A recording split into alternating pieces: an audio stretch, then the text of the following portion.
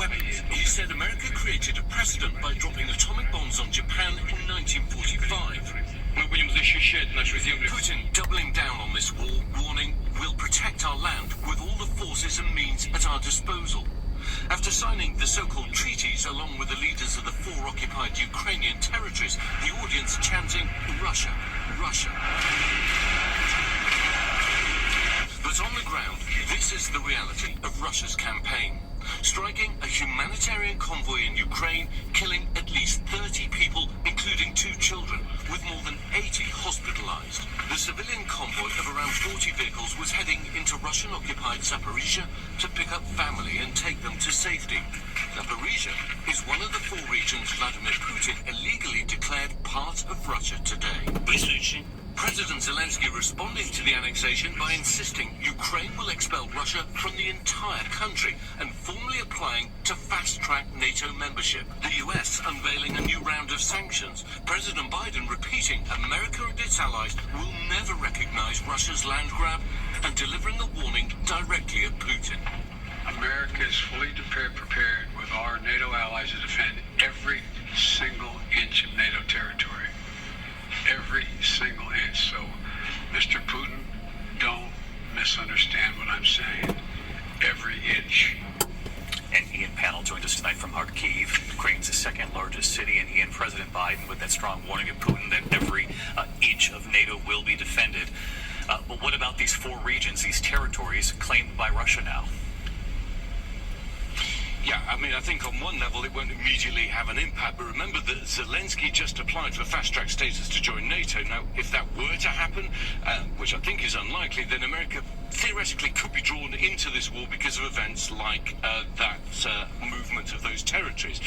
I think the more immediate threat is that Ukraine attacks Russian troops in the annexed territories, and then Putin escalates with the growing threat of a nuclear response. David? An awful turn in this conflict that's already been so awful to begin with. Ian Panel, our thanks to you again tonight.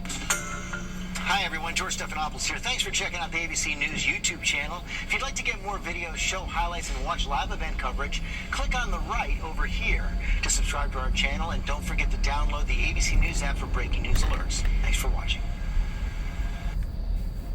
Children are suffering. I'm a mother. It hurt. It's hurt. You may find the child, maybe it's big stomach, very thin, it's losing weight. The child is having a body change. The child is having lower.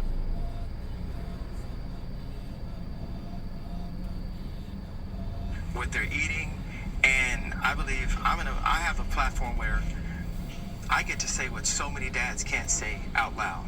There's so many situations where an entire family will go and basically take control of the kids. I know so many people would hit me like out of Chicago and say, yo, I just went through the same thing as you. And then people will call me and say, hey, are you okay? And I'm like, well, I'm okay now because I said something, but I wasn't okay before with the situation, and that's why I said something. And it's just little nuances where there was a parallel to what was happening at Gap, what was happening at Adidas, and what was happening in my home. It was all a kind of a disregard for the voice of something that I co-created. I co-created the children. I co-created the product at Adidas. I co-created the product at Gap. And I let everybody know that there's actually a through line, there's a parallel. And the parallel does touch on discrimination. Even within your marriage? Obviously, it's a parallel. What marriage, exactly? The former marriage, right. Yeah. I want my kids to go to Donda, and I have to fight for a say-so, because they're just programmed. It's just like, hey, all the kids are going to Sierra Canyon. No. I'm their dad. Like, it has to be co-parenting. It's not up to only the woman. Like, men have a choice. Men's voices matter. Yeah. So, I understand we've dealt with a lot of frustrations, and there's a lot of protection that I actually brought when I first started dating and when I first got married to Kim. God calls me to not release that. that's still there. This is the mother of my children, and I apologize for a job by the state in the south side of Chicago, the most dangerous place at that time, you know, on the planet. Moved you from Atlanta. Moved me from Atlanta. My dad, think about how smart people say I am. My dad's smarter than me. He didn't have a voice. And so social media, you feel, is that more hurtful or beneficial to you? That's one of my favorite questions this interview. I mean, we can use a car to rush somebody to the hospital, or we could use a car and accidentally hit somebody while we're rushing somebody to the hospital. It's all on how we use it. Coming up in a conversation with Ye. People always want to know, I think about your mental health. You know, you've talked before about how you were diagnosed as bipolar. You know what? I think that this idea, this concept of mental health being this big subject is straight up media propaganda to diminish people that are not coloring inside the lines. This is ABC News Live. The crushing families here in Poland. At refugee centers Putin's Russia. On the ground in Ukraine. Close to the front line. here at the White House. Destructive Cat 4 storm. Along I-5. Boston is in the bullseye. Yes, we made it. ABC News Live, America's #1 streaming news. Anytime, anywhere. Streaming 24/7. Straight to you for free. Thank you for making ABC News Live America's #1 streaming news.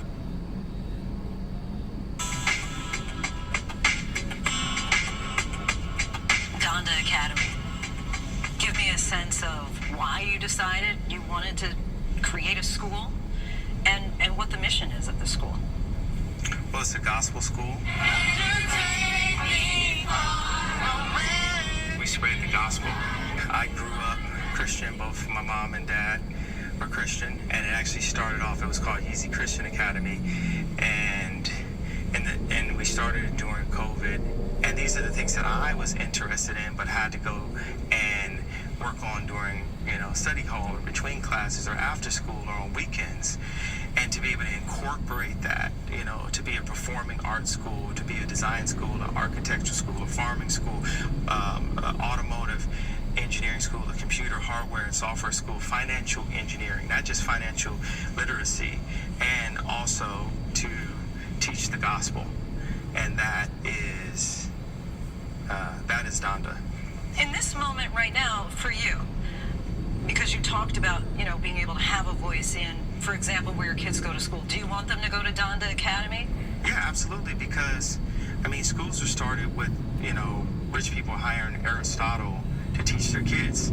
You know, you can have tutors for specific things and actually turn your kids to, like, geniuses, and, you know, if your kids are geniuses, promoting that, and, like, they're 3 grade levels ahead. Like, that period. Also apparent in his business pursuits and Donda Academy.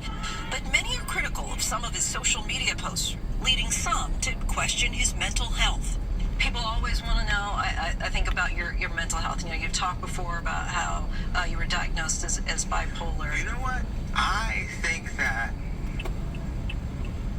this idea, this concept of mental health being this big subject is straight up media propaganda to diminish people that are not coloring inside the lines. Even the Genius documentary was a backhanded version of that by the time they got to the 3rd act, he's like, oh, I turned the camera off on you. And it doesn't matter. It doesn't even matter. For 2 years, they try to say I want to be. Well, if you're my friend and my boy, why wouldn't you have said, hey, yo, I turned the camera off on you and I'm going to put it in this documentary? Unless that's what they want. They want to have it where if there's anything that's innovative, like we just accept this kind of idea of people saying like, hey, we want to talk about your mental health. And it's like, almost like if a white person said to a black person, hey, we want to talk about your blackness. I get it. Like, wait, what? We want to talk about this thing. And one of the things about the whole mental health conversation is even a crazy person can call you crazy. It's like, no matter what you do, and it used to hurt me. It hurt my ego. And it's something that I think, God, put on me. So I feel like when I finally go to heaven, I get to talk to God, I'm going to say, why did you let all these people think I was so crazy? And God is going to say, well, it was a camouflage. I was protecting you. Protecting you from what? Just, people write off the fact that I'm going to change the world. They just think it's crazy. How are you going to change the world? More? How are we going to change the world more? More. Fresh air, fresh food fresh food cures cancer. I don't want to say that because New York Times is going to take that and say he's going to cure cancer. But true enough, it's like your food, your diet is the most important Your thing. limit. Yeah, you're living. Yeah, you're living because you don't want to die. And you are what you eat. You are what you consume. You are what you consume, not just eating. You are what you consume in any way, from the people that you're around, sunlight, the type of, music, the art you listen to. So, we're going to change everything. Apple is the number one company on the planet, and Yeezy's going to take the spot. Yeezy's going to be bigger than Apple. And we're going to be bigger by supporting the planet. So I'm Steve Jobs, and the Earth is my dog. Well, you mean in an apparel way? You mean you're talking about in just clothing? When you're saying that you're going to change the world and that you're going to replace Apple as Yeezy, I mean, right now we know. Well, I didn't say we're going to replace Apple. We're still going to use Apple. Apple is just it's a standard, it's a base. Apple is part of the reason that Yeezy's going to have the opportunity to be bigger. We're going to stand on the shoulders of Apple, and that's exactly what Steve would have wanted. He would have wanted to inspire a kid like me, as Jay-Z said in the show movie Eating Cereal, to stand on the shoulders of Apple and take it to the next frontier, and to realize that the human being is the iPhone and our Earth is our office, and we need to support both of those things in everything that we do. And that's how, not me, but we as a collective, our species, we're going to change the world. We're going to change the world through information, through knowledge, through love, through respect, through understanding. I can't single-handedly change the world, but we can implement the truth. And let's start with the truth and start with transparency. And we can collectively, I don't like the word can, we will make the world better. Understand in this world that, as my grandfather used to say, you're going to need some money. That you're going to need some money. But when I lean on the idea, the richest black man of all time, it was really in defense of the mental health conversation. It's like, well, if I'm so what you say I am, why did I end up with this? Maybe I was right. Maybe I'm actually right about these things, and you didn't want anyone to know I was right, so you said, don't listen to him, he's this. But then you go back and play everything I ever said in slow motion, whether I said it really high or whether I said it really low, and it's like, oh, that's actually true. And there's so many examples throughout history where people were misunderstood in their time. And it's I do not like when people say, oh, you're 20 years ahead of your time. Well, I'm not doing a good job because I need to, like we were saying before, be able to actualize these things that are 20 years ahead and bring them to people in real life, or else it's something that only I'm enjoying in my imagination. God needs, the world needs to enjoy what's in my imagination. I could like just literally hear Dizzy Gillespie in the back. I see dreams. In 2016, he reimagined himself in the world of politics. He's a good man. Publicly pledging his support for then Republican candidate Donald Trump. Then in 2020, he ran for president of the United States himself and says his days in politics are not over. Obviously, you did run for president in 2020. Do you have future political aspirations? Yes, absolutely. The aspirations, you know, it's that time wasn't in God's time. I'm sure there's lives that were saved. I'm sure God had me fall on the sword and say this is not the time. But you know, he's a redeemer.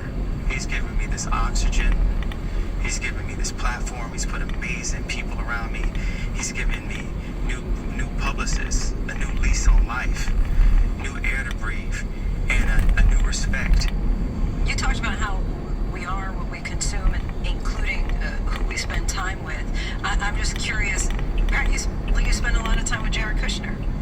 Is that just a friendship, or is that political still for the future, or a little both? His brother said he'd kill him if he go back to the White House. So that's the answer. Oh, okay.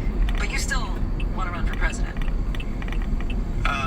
You know, I met Mayor Suarez down in Miami, and I thought he'd make a really good president also.